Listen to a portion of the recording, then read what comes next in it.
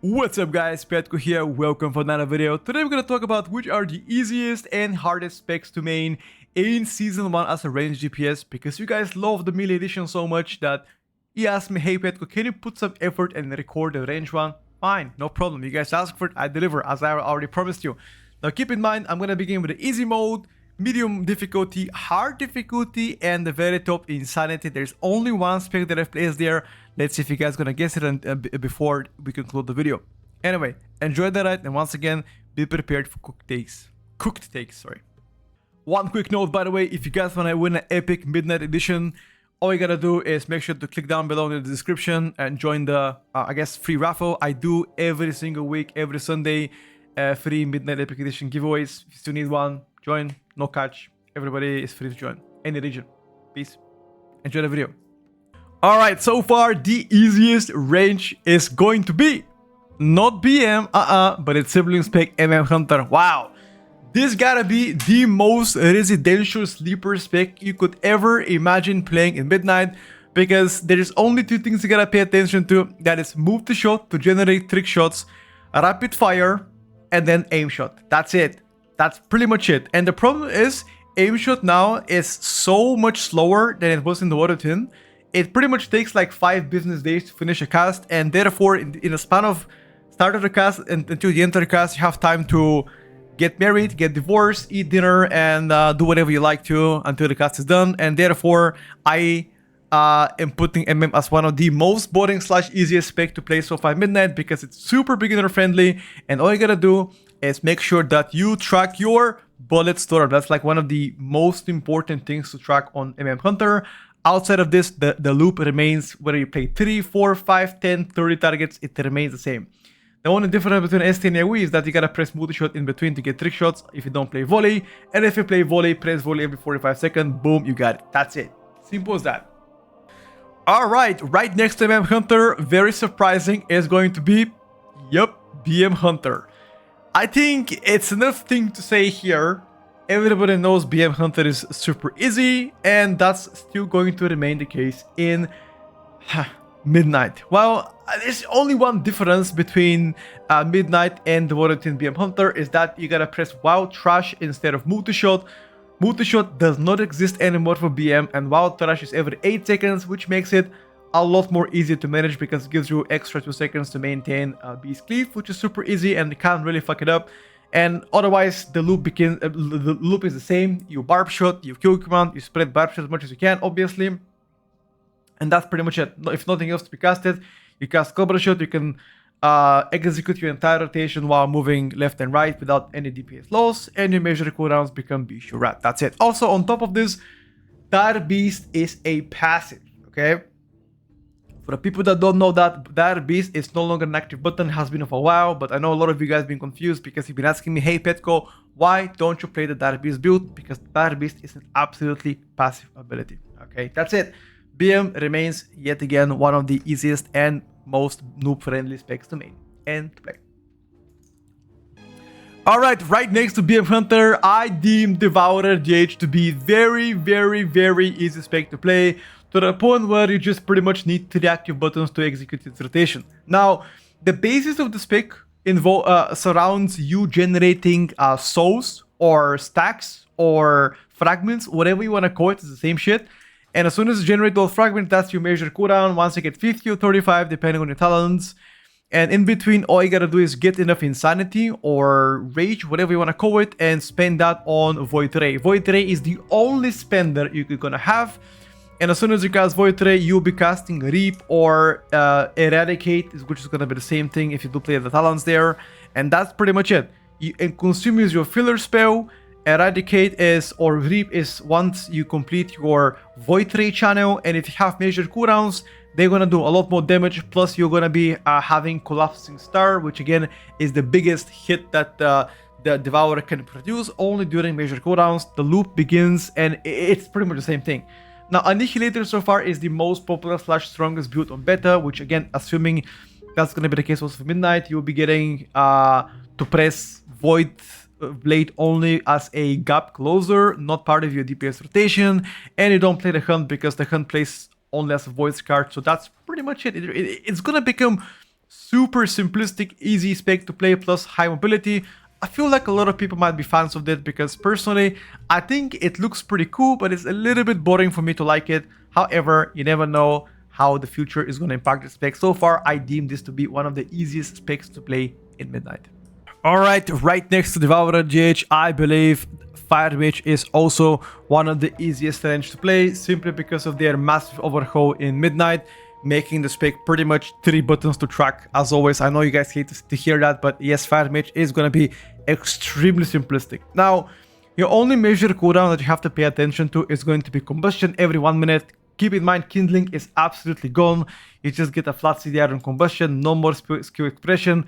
Phoenix Flame also gone. Now all you gotta do is juggle Fire Blast, but because you're gonna get so much Fire Blast resets, it becomes super easy to do so. You know, during Combustion, that's pretty much what you gotta manage. And obviously, Meteor is your minor cooldown.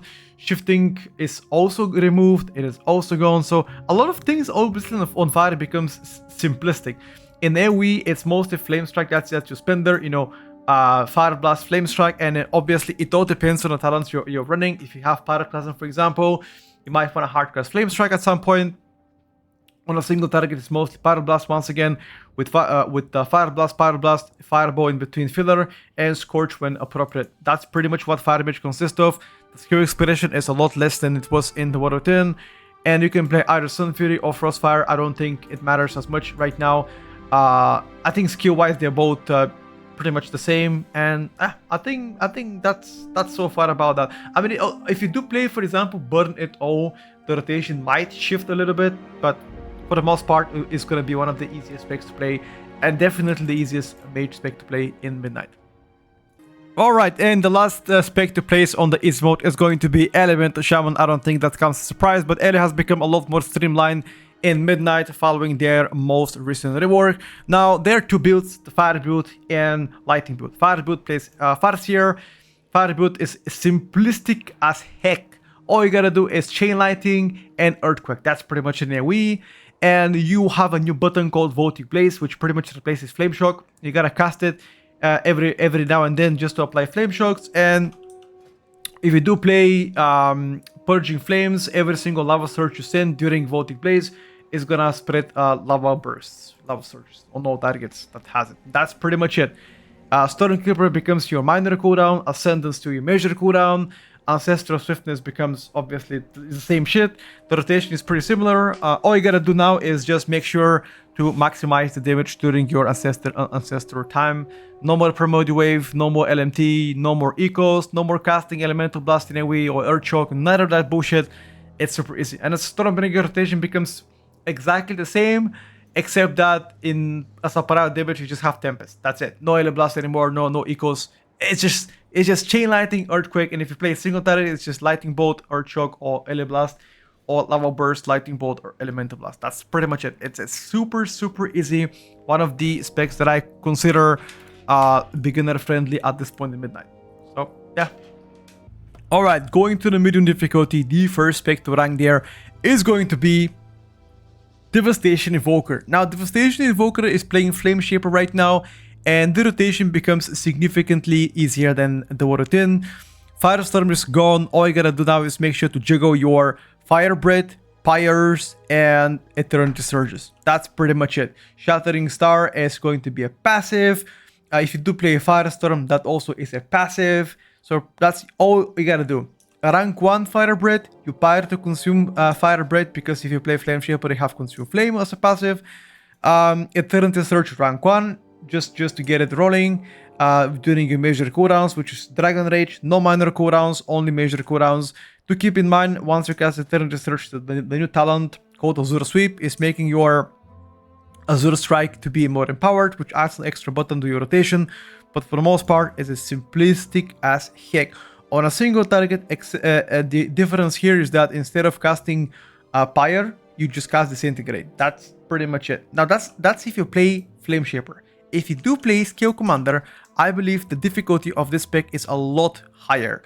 Maybe goes to hard difficulty, maybe goes to insane difficulty, one of those two. But so far, Scale Commander is so far behind Flame Shaper. By the time this video comes out, things might change. But for now speaking, everybody plays Flame Shaper, and hence why I'll talk about Flame Shaper the best. And I deem this to be medium difficulty. Right next to Devastation Evoker, I am ranking Destruction Warlock. Destruction Warlock, once again, remains quite easy spec to play, and the only difference here when it comes down to rotation is, well, there's actually two. First of all, majority of the builds don't really play Shadow Burn, so that's one less button for you to press. And the second thing is there is a build that does not play Rain of Fire, and instead all you gotta do is press Chaos Bolts. I'm talking about the Diabolus build that plays no Rain of Fire with only Chaos Bolts, which is right now the best and the most popular build on beta. Now, on top of this, they've added a new quality of life update called Roaring Blaze. So as soon as you cast Conflagrate on targets that already have Immolate, it automatically spreads on nearby enemies, a few nearby enemies. I believe it's like 3 nearby enemies, the Immolate, or Wither, I guess depends what you play. And with that in mind, it becomes a lot easier, which pretty much is, let's say, imagine if you pull like 10 mobs at the same time, you catalyst it, and then your tank pulls like 2 more by mistake. You just gotta press Conflagrate one of the targets with Immolate, and voila, the rest has it, which is pretty cool. Your rotation consists of pretty much Conflagrates, Incinerate if you have no shards, and spend it on Chaos Bolts, and praying to get Mayhem proc just to get Chaos Bolts on 2 targets and cast your Inferno. That's all it is. You don't play Shadow Demon Fire, you don't play Demon Fire Infusion, you don't really cast the Dimensional Rift. I think Dimensional Rift is a passive anyway. So far, you don't play that shit anyway. So yeah, I think Demo is super easy, and on single target, all you gotta do is maintain Immolate or Wither, Conflagrate, and Chaos Bolts. Incinerate is a filler spell. That's pretty much it. Super easy to play, and the hardest thing here is to managing Immolates and make sure every single target has it, because it's important. Your Apex Talents are also quite easy to manage. That's it. And right next to Destruction, we will be ranking also Affliction Warlock, another easy spec in my opinion. The difficulty part of Affliction Warlock here is juggling your agonies. Now, agony is no longer applicable through Viotane. Viotane does not exist. They removed it, and now instead you're gonna be pressing manually agony in a talent called Shared Agony, kind of like a twin moon with Moonfire. You just gotta tap target agonies on different targets, and that's pretty much it. The lucky part is you don't need to have agony on all targets, like 4 or 5 is enough, and you just want to spend your Seed of Corruption. And for the people that do not know, Malefic Rupture is also removed, so now you got 2 spenders. The Malefic Rupture becomes, the Seed of Corruption is your AoE spender, and single target is just Unstable Affliction, which you can actually spam it and stack it infinitely, I believe. So that's pretty much the whole gameplay difference. Hound on cooldown as well. And you're gonna be pressing a lot of Seed of Corruption back to back to back to back. I guess the hardest part here comes from juggling your agonies. You got a new button to press called Dark Harvest, which is your minor cooldown. Press it all the time just to get your shards back and plus more damage. And major cooldown remains Summon Dark Glare. Other than that, the spec plays very easy. It's just difficult to manage your agonies. If you're good at that, then you're gonna be having easy time with the spec. Alright, and just next to Affliction and Destro, we gotta talk about Demo, guys. Come on, Demo is also quite easy. There's few things that are difficult to manage. For example, making sure your imps are high enough during your Summon Demonic Tyrant, which is a major cooldown. But for the most part, all you gotta do is make sure to cast your Dreadstalkers, which is, the baseline. Make sure to have enough cores to generate more imps, Shadow Bolt in between as a filler. And all you gotta do is press your buttons at once with Hand of cooldown to spend your shards. And that's it. Imps do a lot of damage. That does a lot of damage. Implosion now is every 15 seconds. Pretty much most of the time you wanna cast it on cooldown. There are times where you wanna bank it. The good part is that the new Summon Doomguard does a lot of damage. Plus, if you actually play well around it, you can see the added down to like 45 seconds to a minute, even lower. Depends how good you are. You just gotta spread Doom more efficiently if you wanna get lower cooldown. And they added a new utility. You can either have a Feral Ravager or Implore on top of your Fel Guard, which helps a lot with utility. If you gotta stun something or interrupt something or extra dispel on something, it becomes pretty cool. There's a new utility on Demonology, or actually on all Warlock specs have a new utility called Blight of the Weakness or Blight of Tongues, which again, it's a massive powerful curse that becomes super strong in mass AoE scenarios, which obviously is a great stuff. For the most part, that's pretty much Demo. Right now is definitely one of the strongest specs to play. and I think it's also quite easy to pick up. There are a few things to min-max, but for the most part, rotation is pretty basic. And right next to Demonology also comes one of the specs that used to be the hardest to play in the World Within and the previous expansion. Fortunately, this time around, Arcane Mage will be in still upper echelon of hardness between the hard difficulty and medium difficulty, but a lot easier than before, which obviously is thank God, because I don't want to be playing rocket science specs just like Arcane used to be back in the days. Now it's a lot easier to play. A lot more streamlined in the current build actually, because Arcane right now is one of the most popular specs in beta because it's super OP. There are builds where you pretty much ignore missiles as well. And all you gotta do is just spam Arcane Orbs, because your splinters do so much damage that it's just not even worth casting anything. Arcane Pulse is a new talent, which by the way replaces, so it doesn't replace anything, it removes Arcane Explosion from the bar. If you want to play the Arcane Explosion build, that's perfectly fine, but the Arcane Pulse is the new hot stuff that everybody is going to be experimenting. Your minor cooldowns are still Touch of Magie. You still want to be spending Arcane Barrages just so you don't cap. Mana management becomes a lot better. Evocation now is absolutely gone. Most of the time you're going to be playing Dark Adept, which is, again, you're going to be getting passively mana back once you Arcane Barrage, which is perfectly fine. Arcane Blast is still a core part of your rotation, just so are missiles as well. Measured cooldowns still become Arcane Surge, and that's pretty much it for Arcane Mage. You know, it has become a lot more streamlined, which I personally love myself, and given the fact how strong it is, I expect this to be one of the most popular specs so far, at least in Season 1, unless they hammered it significantly, which I don't think is going to happen, but who knows. Alright guys, let's get to the hard difficulty. There's a few ranges left, and one of the harder specs out there, I know this could be a controversial opinion, but I believe Frost Mage, actually, in my opinion, is going to be the hardest mage spec so far. Now, Frost Mage is nothing like you are used to. Back in the days, Frost was extremely simplistic. Nowadays, they completely reward how you do damage. Right now, the most important part is managing your shatter stacks and make sure, freezing stacks, make sure you spread it around shatter. Your orb now is your minor cooldown, because every minute you just get to press it and just do a lot of damage. Obviously, that can get CDR'd a little bit, but for the most part, it becomes non-CDRable. Frostbolt is baked inside Glacial Spike. As soon as you have 5 Icicles, Frostbolt becomes automatic Glacial Spike, which is a good quality of life update. Ray of Frost is a new measure cooldown. Now, Icy Veins got removed a while back, and now Ray of Frost is your major cooldown, which for the most part is not going to change much, you know. Yeah, so Comet Storm is also a passive. As soon as you cast Ray of Frost, then you can cast Comet Storm. You can't cast it any other way. Ice Lance and Flurry are still part of your rotation. You still press them, especially Flurry hits like a truck. Ice Lance is mostly like a filler spell.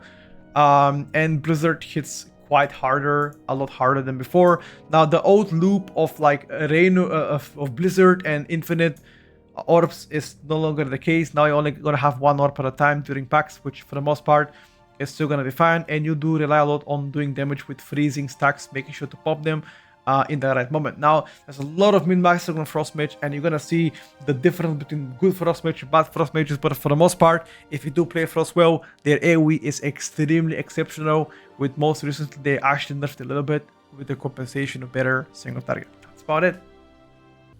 Right next to Frost Mage, I also believe Augmentation Evoker to be pretty difficult spec to master. Now, people will be like, hold on, Petko, isn't Augmentation Evoker exactly the same rotationally as before? For the most part, I agree with you. It is very much pretty much the same. However, you can tell the difference between a good Evoker and a bad Evoker. Now, anybody that plays Augmentation, even though right now it's extremely OP, will be fine, but there's a huge difference between having 90% uptime on Even Might and having 60. Believe me, you're gonna feel it on locks, you're gonna feel it also on current DPS. That's why I believe it is pretty difficult to min-max the spec, especially when it comes down to juggling your Even Might, juggling pre-science, making sure to break the ions specifically during their cooldowns. There's a lot of niche stuff that Augmentation have to do to completely maximize the output, but for the most part, rotationally, it is gonna be the same. Lower barrier to entry, but quite high ceiling to min-max and utilize the toolkit to the best you can. Alright guys, so for the final 2 specs, I have prepared something very special. First of all, Shadow Priest, it's not going to go on hard difficulty. I believe Shadow Priest to be insane difficulty. And the reason why I say insane difficulty is because the strongest build right now is called Invoke Nightmare, which makes you pretty much juggle automatically dotting Shadow Ward Pain or like manually dotting Shadow Ward Pain on targets while maintaining Vampiric Touch with the Tentacle, while pressing rotation, and all of this without losing any point of damage. It is very difficult to manage, and if the mobs die way too quick, then you're gonna be doing no damage. So once again, this is definitely not a beginner friendly build, one of the hardest builds to play so far across all ranged. However, extremely rewarding if you do so. For the average level keys, I would never ever recommend you playing this. You're gonna play Misery all the time.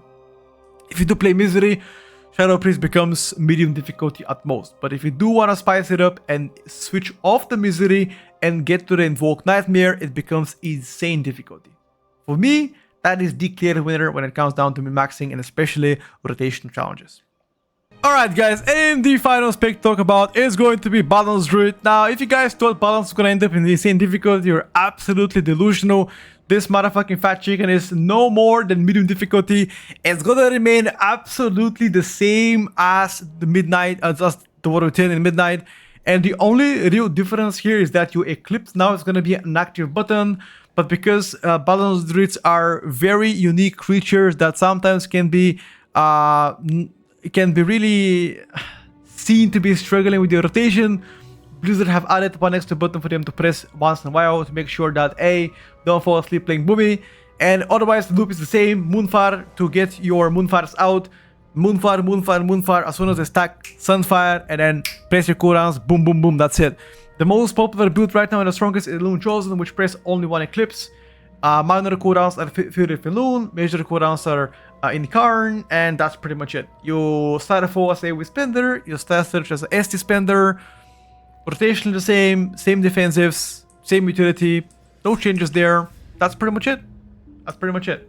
For the most part, Boomy remains quite simplistic. But anyway, I hope I got you there. I hope I baited you good. You know, I was expecting. I was sure you guys were like, you know what, this motherfucker is so delusional. How he could be placing Boomy so high, and I hope you guys would bait it. Okay, so Boomy definitely not high. Anyway. Thank you everybody for watching the video. If you guys enjoy this kind of format, smash the like button. Make sure to follow because this is the first time I'm doing this kind of videos, the experimental stuff. And if you guys like to continue the tradition of me ranking them based on how easy or hard they are in the following seasons, make sure to let me know down below so I can do it next time around. Once again, peace out, much love, God bless. I'll see you guys on stream. Bye for now.